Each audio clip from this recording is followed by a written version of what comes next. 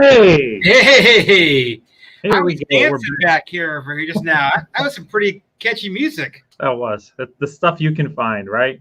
I'm sitting there just dancing away. Hey. It's a good thing. Maybe it's a good thing the graphic was on there then. Yes, it was very good. Very, very good. Because I have many, many gifts and abilities, and dancing is not one of them. Interesting. Well, so again, today we're going to talk about the 500 plus, and that is one of the reasons why you want to have more than 500 connections on LinkedIn.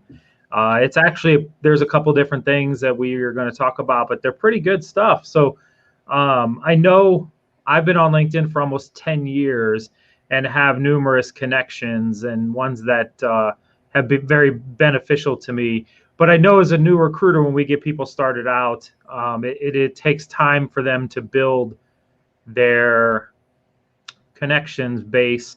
And these are some of the things and the reasons why we talk to them about that. And you were one of those people. So what did you think when you first started? Like, what was it like, and why did you question why you had to build that?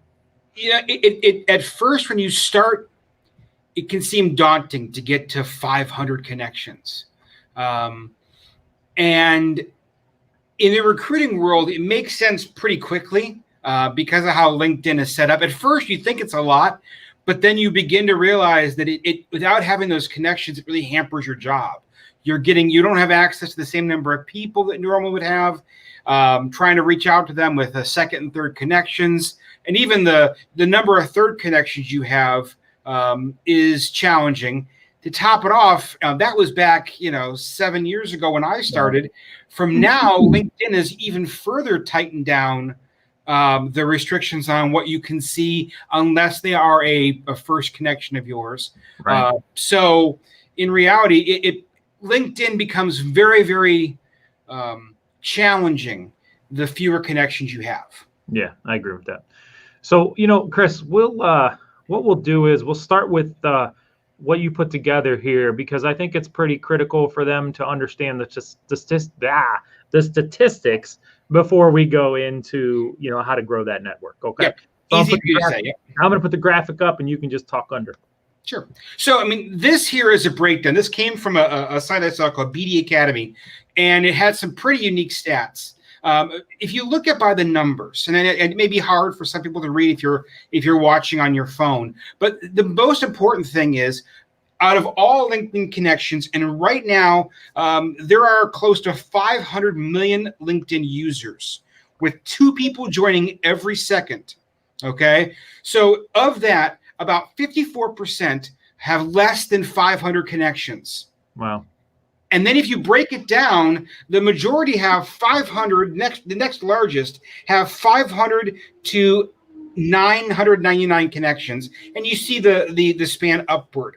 Right. So the key thing is they don't know if you have 501 or if you've got 10,000 connections. As soon as you hit that 500 mark, it just goes to 500 plus 1. Now, why is that important? Well, first of all, it shows that you are well connected, that you're active on LinkedIn. It provides some legitimacy. If you log on to LinkedIn and you see someone who has 17 connections, it makes you wonder how often they're there and what their reach is. Right. The other part, of course, is audience. You have a greater chance of your content being seen. This is important for 2 areas. First, if you have any native content on LinkedIn, of course, you're going to have more eyes seeing it. So if you have a message to get out, it's going to get out to those people. But it's also important if your focus is to drive people through a click-through to an external website, your company website, your blog, something like that, you'll have higher click-through rates the more people who can see it on LinkedIn.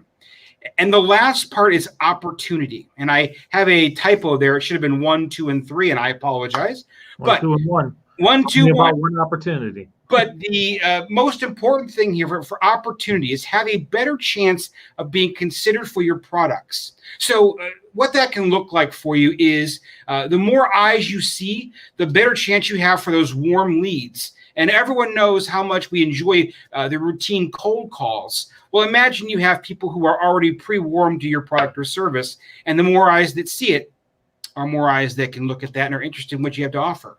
Well, and I think that goes on the flip side too for people looking for jobs, because, as you mentioned on that last one, being opportunity, there's that ability on LinkedIn to choose that you're open to new opportunities. And if you only have 10 connections, a lot of people might not see it. So you want to make sure you're at that 500 plus.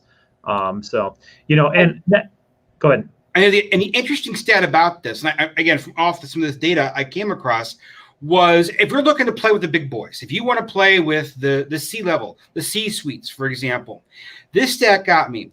The average CEO, and this is across the board, has 930 connections. So they're going to see 500 plus. So you want to play in the same league as the C-level people, no matter what company, you need to get above 500.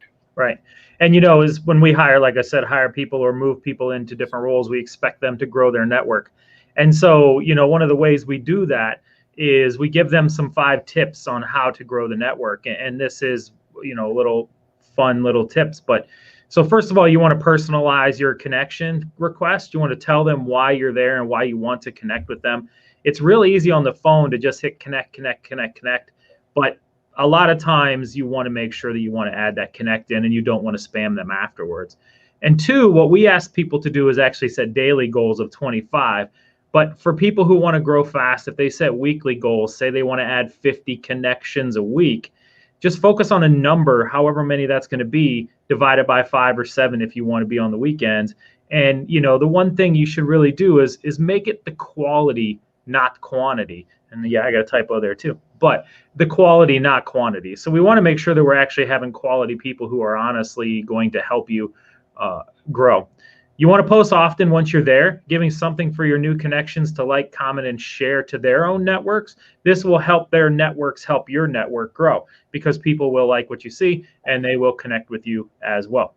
You want to engage with the people who are you currently connected with, allowing for others to see you to connect. So if you do that, if you engage with the ones you're connected with when they post, then their second connections will allow you to see, and you can start connecting with them, and you already have an in to that person.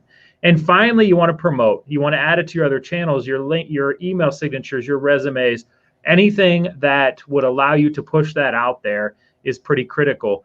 And it'll help you grow to get past that 500, because again, that 500 plus is critically important when you're on LinkedIn for many different reasons. Like you said, I know that when we go to look for a LinkedIn person in a job search, if they have 3 people and they're connected to 3 people and their LinkedIn profile isn't complete, I don't necessarily know we're reaching out to them. They might be better qualified than some others, but we don't know that from their LinkedIn profile. Right. So, and it's also important to understand, we talk about the 500 plus, and it's really an arbitrary number that LinkedIn has set up. Right. If they chose to do, 200 and plus, that would be the arbitrary number. So we're not saying that you have to develop, 25,000 connections. We're saying that it's a matter of anything over 500. LinkedIn doesn't list how many you have. Right. So the number is important because it doesn't showcase how many connections you have. It just shows you have over 500. You brought up something that was in your stats that was interesting. Set monthly goals. And this one, stat that I came across really interested me. And that was that the average person on LinkedIn across their spectrum spends 17 minutes on LinkedIn a month. A month. 17 minutes a month. So you get the idea of, if you're on there, while there may be a large group of people who have profiles, and you may have a large group of people who have connections, if you're consistently on LinkedIn, if you're engaging, if you're posting, you'd be surprised the limited funnel of people are actually doing that. So don't let the numbers fool you. The more people you get to follow or have connections with, that's step one. But if you're continuing to engage on LinkedIn, if you're there, you've got the bar set kind of low actually for you.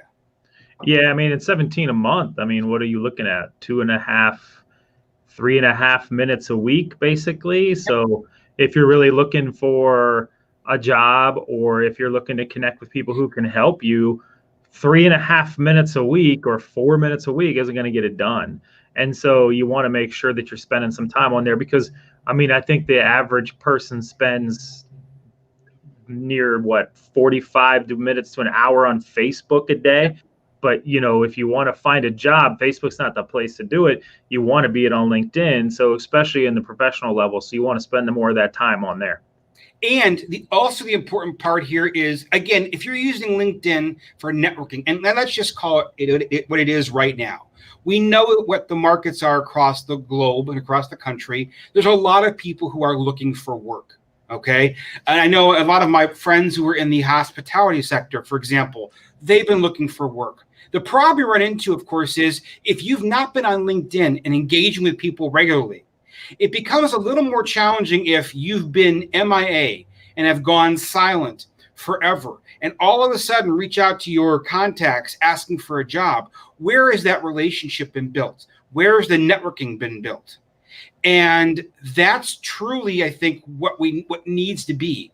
You need to make sure that you are building that relationship every single day or more frequently. So that way, when you do have a need, whether a job or a product or service, you've prepaid, if you will. You've already put in the work in the relationship, and it'll come back to you at that point. Yeah, and I think LinkedIn, like we've said, especially has been in the past, is it's kind of like, I mean, I know it's like riding a bike in a way, but you know, when you hop on that bike and you haven't been on for 4 months, you get a little wonky and a little weird, and you kind of, you know, you don't just take off. Most people don't.